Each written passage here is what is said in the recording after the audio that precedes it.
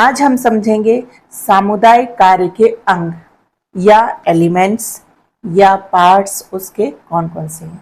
तो जब हम कोई भी कार्य करते हैं तो उसमें कुछ महत्वपूर्ण तत्व होते हैं या कुछ पार्ट्स होते हैं, अंग होते हैं जिनके बिना वो काम संभव ही नहीं हो सकता है। तो इसी तरीके से सामुदायिक कार्य के भी कुछ पार्ट्स हैं, कुछ एलिमेंट्स हैं, कुछ अंग हैं जिनके बिना सामुदायिक कार्य नहीं किया जा सकता। तो आज हम समझेंगे वो पार्ट्स कौन कौन से हैं, वो अंग कौन कौन से हैं। पहला है कार्यकर्ता। कार्यकर्ता वो व्यक्ति होता है जो समुदाय का सदस्य नहीं होता, मतलब जिस समुदाय के लिए हम कार्य करने जा रहे हैं वो उस समुदाय का सदस्य नहीं होता है। वो उस कार्यकर्ता में, उस व्यक्ति में कुछ अलग से निपुणताएं होती हैं जो कि सामुदायिक कार्य करने में उसको सफलता प्रदान करती हैं। वो निपुणताएं, उनका उपयोग करके वो एक समुदाय की समस्याओं को दूर करने का प्रयास करता है, उनका विकास करने का प्रयास करता है, उनके लिए कल्याणकारी कार्य करने का प्रयास करता है।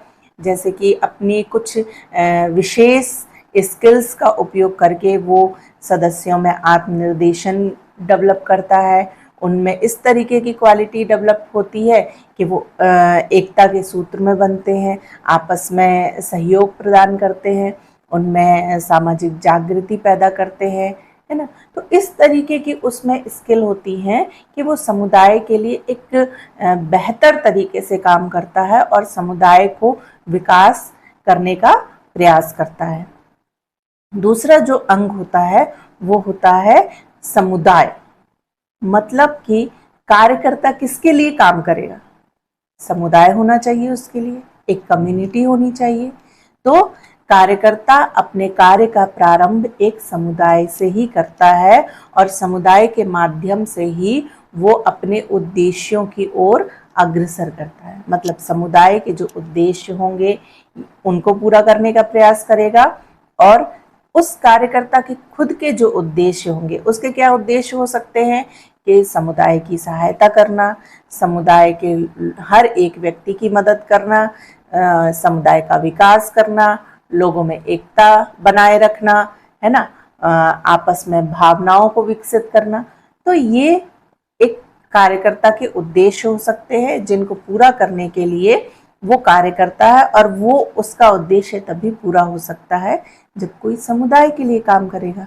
तो सामुदायिक कार्य के लिए जो दूसरा पार्ट, जो जरूरी भाग है वो है समुदाय। ठीक है।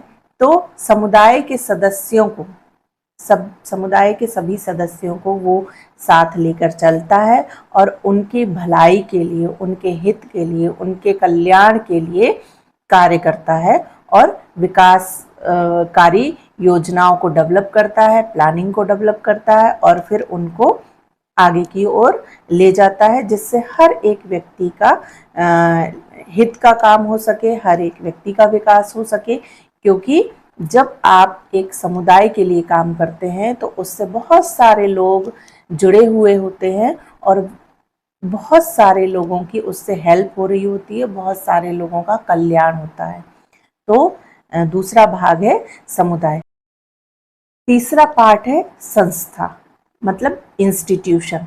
तो किसी भी इंस्टीट्यूशन का होना भी ज़रूरी है क्योंकि सामाजिक सामुदायिक कार्य के में संस्था एक महत्वपूर्ण स्थान रखती है, क्योंकि सामुदायिक कार्य किसी संस्था से ही उत्पत्ति होती है और कोई कार्यकर्ता जो है वो संस्था से जुड़ा हुआ होता है, जो कि कार्यकर्ता के कार्यों को, उनके उसके प्लानिंग को, उसकी भूमिका को निश्चित करता है।